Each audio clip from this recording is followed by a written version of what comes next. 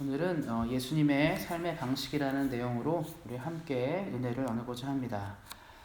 이 땅에 존재하는 사람들은 개인적인 법칙들이 있습니다. 자신의 기준에 의해 살아가고 사람은 누구나 자신을 가장 사랑합니다. 그래서 내 기준으로 생각하고 내 기준으로 판단하며 사는 것이 보통 우리들의 일상입니다.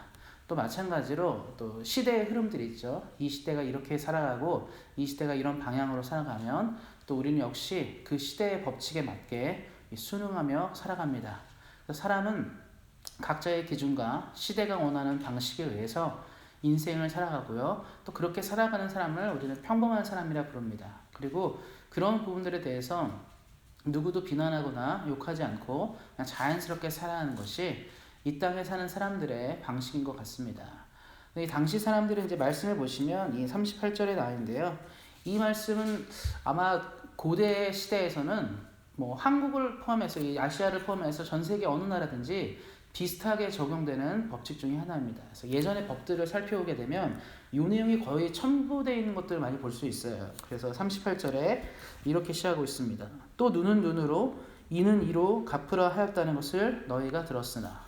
눈에는 눈, 이에는 이 말은 많이 들었던 표현이라고 생각합니다. 지금도 그렇지만 예전에는 이 보복법이라고 해서요. 이런 법칙들이 아주 중요하게 다뤄지게 되었습니다. 요즘으로 치면 누구에게 10만 원을 훔쳤다 하면 10만 원에 해당하는 돈을 배상하거나 또 누구를 죽였다 하면 그 사람의 목숨을 빼앗는 것이라든가 이런 식으로 똑같은 방식으로 되었습니다. 그래서 예전에 뭐 한국에 나오는 법들도 그래요. 뭐 물건을 훔치면 손을 자른다든가 뭐 이거 이슬람도 그렇죠. 이런 일들이 나왔다는 것이죠. 근데 당시 사람들은 그래서 이 보복에 대해서 나에게 손해를 끼치거나 내게 피해를 입히거나 이런 사람들에 대해서 이 보복하는 것에 대해서 큰 거부감을 갖지 않았습니다. 뭐 요즘에야 뭐 인권이니 뭐니 이러니까 이제 뭐 살인범도 뭐 사형시키면 안 된다 뭐 해서 인권이라든가 이런 얘기 많이 하죠. 그래서 흉악한 사람들도 뭐 죽이지 않고 뭐 종신형을 하던가 뭐 이렇습니다. 그런데 이 당시 법으로는 통용될 수가 없는 거예요. 사람을 죽였으면 목숨으로 갚아야 되는 이에는 이, 눈에는 눈이 통용되는 사회였습니다. 그래서 당시 사람들은 다 그렇게 살았어요. 그래서 내가 손해를 입으면 안 되니까 누군가에게 내가 당하거나 어려움이 있으면 똑같은 방식으로 보복하고 살았습니다. 그래서 그 당시 사람들은 이 말을 딱 들었을 때 어떤 생각이 들었냐면 왜 이런 얘기를 했을까 생각할 것 같아요. 왜 손해를 보면서까지 어려움을 겪으면서까지 왜 이렇게 살아야 되는지에 대해서 고민했을 것 같습니다. 예수님이 이렇게 말씀하셨죠. 39절에 나는 너희에게 이르노니 악한 자를 대적하지 말라. 누구든지 내 오른뺨을 치거든 왼편도 돌려대며 40절에 또 너를 고발하여 속옷을 가지고자 하는 자에게 겉옷까지도 가지게 하며 뭐 이런 식으로 얘기하셨어요.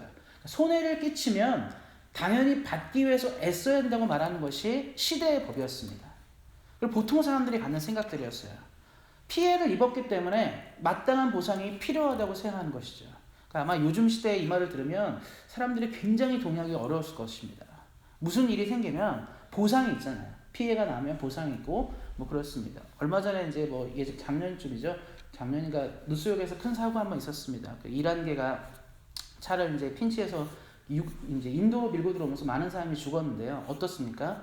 보상이 필요한 것이죠. 정부가 어떤 부분에서 해결해주고 보상을 주고 치료비라든가 이런 걸 지원하게 됩니다. 당연히 피해를 입혔기 때문에 그거에 대한 보상은 당연한 것입니다. 또 최근에 이제 뭐 그 이란에서 이제 이란 사람들이 미사일을 자기 비행기에 쏴가지고 이제 비행기가 격추된 일이 있었는데요. 어떻습니까? 이거에 대한 보상들이 있어요. 잘못을 했으니까 이것에 대해서 어떤 것을 줘야 됩니다. 이건 세상의 윤리고 마땅한 것입니다. 당한 만큼 받아야 되고요. 고통당한 만큼 돌려줘야 됩니다. 또 혹시 뉴스를 보신 적이 있을 텐데요. 이런 뉴스도 있습니다. 부당하게 감옥에 간 거죠. 판사가 판결을 잘못해서 억울하게 이제 징역을 사는 거죠. 감옥에 갇혀서 한 뭐 몇십 년 살다 나왔습니다. 자기는 살인을 저지른 적이 없는데 살인범으로 몰려가지고 감옥에 있다든가 뭐 그런 식으로 있다가 몇십 년이 나면 어떻습니까? 계산을 다 해요. 그 사람이 노동력이 얼마인지 생각해가지고 몇십 년 동안 해당하는 액수를 국가가 배상하거나 지불하게 되어 있습니다. 이 보상에 대한 것은 일반적인 것이죠.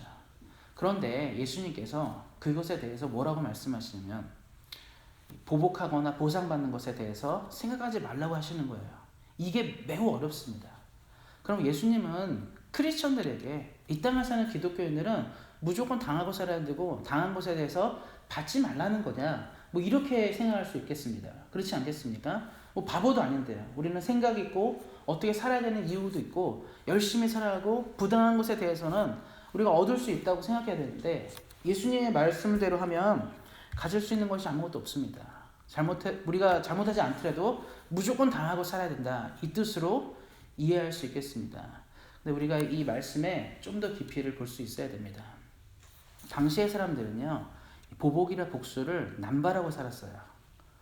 어떤 피해가 조금만 가도 그것에 대해 더 많은 것들을 얻고자 했고 무조건 이것들을 법정으로 끌고 가려 했습니다. 그러니까 별일이 아닌데 큰일이 아닌데도 불구하고 무조건 소송을 거는 거죠. 소송을 걸어가지고 이 문제를 해결하기 위해서 법정으로 끌고 가는 것이 이 당시 사회의 비일비재했어요. 그래서 예수님이 말씀하신 것은 하나님을 믿는 사람은 좀 다른 방식으로 살아야 되지 않겠느냐.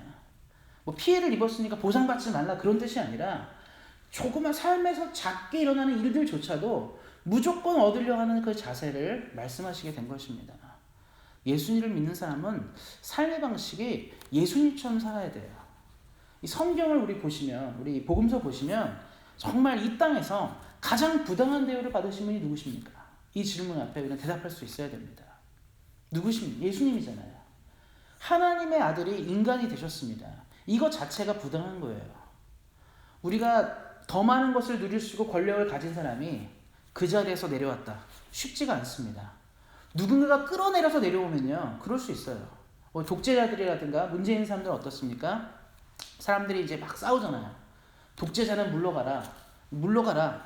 우리나라에서 나가라. 이래가지고 뭐 유명한 독재자들이 끌어내려서 아무것도 아니게 되거나 쫓겨나기도 하고 그런 경우들이 있습니다. 이것은 대중들이 원하고 민중들이 끌어내려서 그 사람의 자리를 잃게 된 것이죠. 그런데 누구도 최고의 권력이 있을 때 스스로 내려오는 경우가 많지가 않습니다. 내가 황제인데, 내가 임금인데 내 스스로가 종이 된다? 그런 경우가 있지가 않아요. 뭐 왕들이 이제 잠행을 하거나 뭐 백성들의 민심을 알아보기 위해서 분장하거나 변장을 해서 그럴 수는 있겠지만 스스로 그러진 않습니다. 예수님은 그런데 하나님의 아들이시고 성경대로 빌립보서 말씀에 보면 그는 근본 하나님의 본체시나. 이 빌립보서 말씀에 2장 말씀에 이렇게 얘기하고 있어요. 그는 근본 하나님의 본체다. 하나님과 동일한데 하나님과 동등됨을 취할 것으로 얘기하지 아니하시고 오히려 자기를 비어 종의 형체를 가져 사람들과 같이 되었다라고 말하고 있습니다. 스스로가 내려오신 거죠. 사람들과 같은 모습으로 내려오셔서 자신의 지위를 내리게 된 것입니다. 매우 부당하죠, 사실. 억울할 수도 있겠습니다. 그럼에도 불구하고 예수님이 이 땅에 오셨습니다. 그러면 이 땅에 오셨으면 사람이 된 것 자체가 많이 내려간 거예요. 하나님이 사람이 있다는 자체가 많이 내려간 건데 그럼 이 땅에 오시면 왕족으로 오셔도 되잖아요. 귀족으로 오셔도 되겠습니다. 유대인의 왕족으로 오실 수도 있고 당시에 로마의 귀족이나 뭐 로마 황제처럼 큰 권력으로 이 땅에 오셔도 예수님의 입장에서는 많이 내려간 거예요. 왜냐하면 세상에 많은 왕 중에 한 명밖에 안 되는 거니까요. 그럼에도 불구하고 예수님은 왕으로도 오시지 않았습니다. 예수님이 어떻게 오셨습니까? 요셉의 아들로 오셨죠. 요셉의 직업은 목수였습니다. 카펜터, 목수예요. 나무를 다루고 이 물건을 제작하던 그런 사람이었겠죠. 그리고 예수님이 살던 지역은 이 갈릴리 나사렛, 당시에 이방 지역이라고 불릴 정도로 아주 천대받던 지역 중에 하나였습니다. 스스로가 내려올 때 낮춰진 것도 참 인간이 된 것도 힘드셨지만 거기서 더 한 발짝 내려가서 인간 중에서도 가장 낮은 등급의 사람들과 함께 어울리는 그런 자리로 내려가셨습니다. 예수님의 삶의 방식이었어요. 이유는 무엇이냐? 하나님이 원하셨기 때문에 하나님이 예수님을 통하여 하나님의 나라와 구원을 이루시기를 원하셨기 때문에 스스로 그 선택들을 하게 된 것입니다. 갈라디아서 2장 20절에 이런 말씀이 있습니다.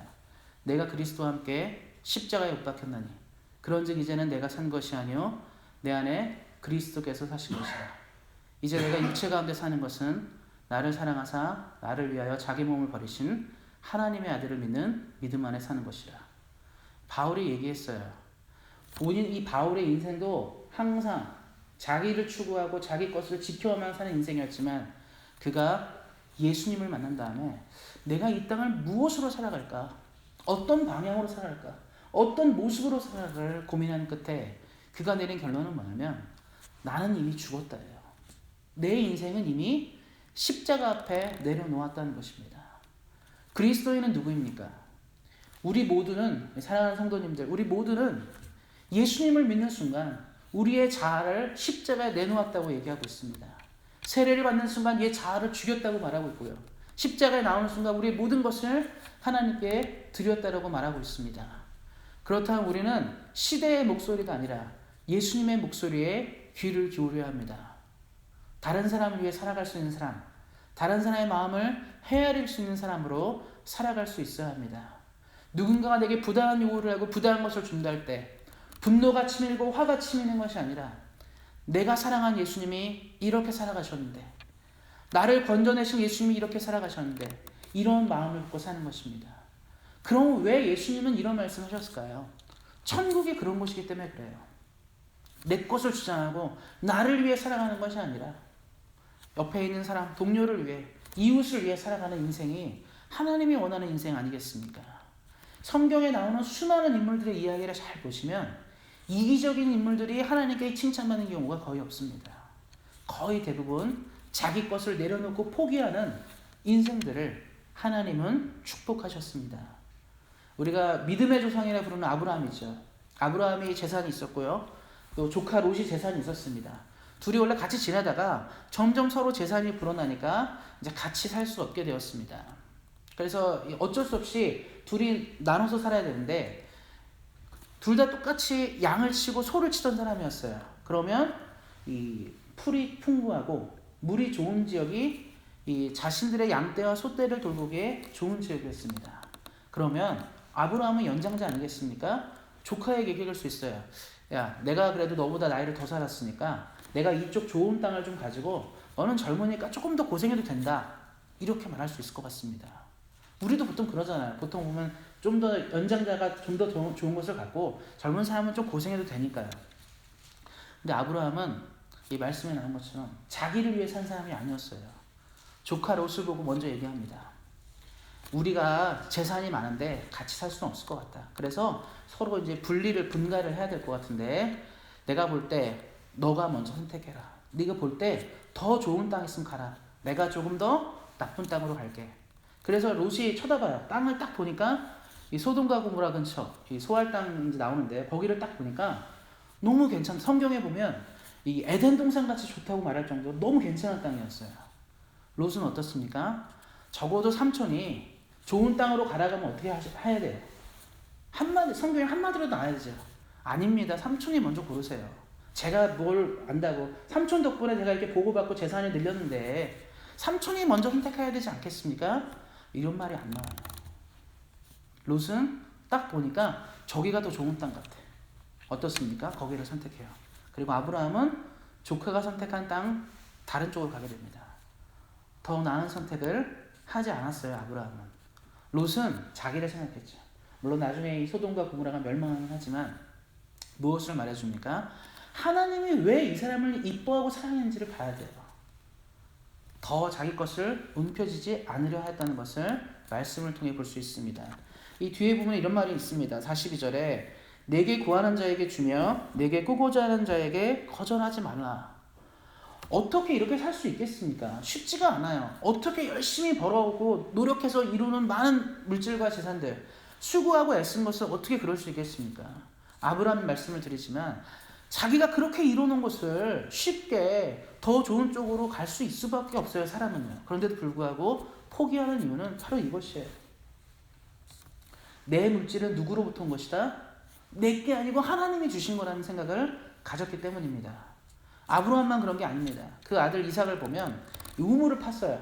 우물을 파면 우물이 나왔는데 이 근처에 이제 이 아비멜렉 이런 사람들이 와가지고 또 이 우물은 내 거라고 싸웁니다. 그럼 어때요?